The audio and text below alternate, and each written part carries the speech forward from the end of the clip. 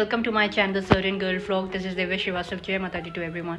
सो आज है नवरात्रि का डे 4 दी कुष्मांडा माता के नाम। सो आइए पहले जानते हैं उनकी कथा कि क्यों चौथे दिन उस कुष्मांडा माता रानी की पूजा की जाती है, क्या है उनकी कहानी, क्या है उनका स्वरूप, क्यों लिया था उन्होंने ये अपना रूप चौथे दिन जिनकी पूजा होती है। सो पहले कथा सुनते हैं और फिर अपना जयकारा माता रानी के नाम आज का लगाएंगे। माँ दुर्गा जी के चौथे स्वरूप का नाम कुष्मांडा है। अपनी मंद हल्की हंसी द्वारा अंड अर्थात ब्रह्मांड को उत्पन्न करने के कारण इन्हें कुष्मांडा देवी के नाम से अभिहित किया गया है।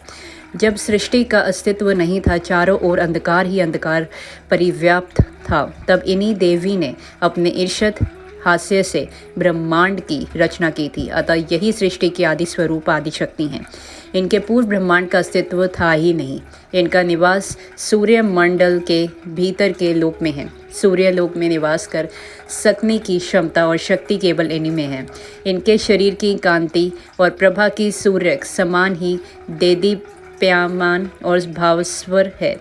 इनके तेज की तुलना इन्हीं से की जा सकती है। अन्य कोई भी देवी देवता इनके तेज और प्रभाव की समता नहीं कर सकते। इन्हीं के तेज और प्रकाश से दसों दिशाएं प्रकाशित हो रही हैं। ब्रह्मांड की सभी वस्तुओं और प्राणियों में अवस्थित तेज इन्हीं की छाया है। इनकी 8 भुजाएं हैं, अतः ये अष्टभुजा देवी के नाम से भी विख्यात हैं।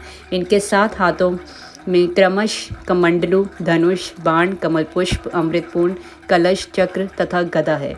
8वें हाथ में सभी सिद्धियों और निधियों को देने वाली जप माला है। इनका वाहन सिंह है।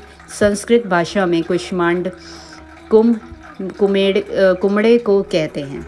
बलियों में कुमड़े की बलि इन्हें सर्वाधिक प्रिय है। इस कारण भी ये कुष्मांडा कही जाती हैं। नवरात्र पूजन के चौथे दिन कुष्मांडा देवी के स्वरूप की उपासना की जाती है। इस दिन साधक का मन अनाहत चक्र में अवस्थित होता है, अतः इस दिन उसे अत्यंत पवित्र और अचल मन से कुष्मांडा देवी के स्वरूप को ध्यान में रखकर पूजा उपासना के कार्य में लगना चाहिए। माँ कुष्मांडा की उपासना से भक्तों के समस्त रोग शोक विनष्ट हो जाते हैं। इनकी भक्ति से आयु, यश, बल और आरोग्य की वृद्धि होती है। माँ कुष्मांडा अत्यल्प सेवा और भक्ति से भी प्रसन्न होने वाली हैं। यदि मनुष्य सच्चे हृदय से इनका शरणागत बन जाए तो फिर उसे अत्यंत सुगमता से परम पद की प्राप्ति हो सकती है। हमें चाहिए कि हम शास्त्रों पुराणों में वर्णित विधि विधान के अनुसार माँ दुर्गा की उपासना और भक्ति के मार्ग पर अहर्निश अग्रसर हों।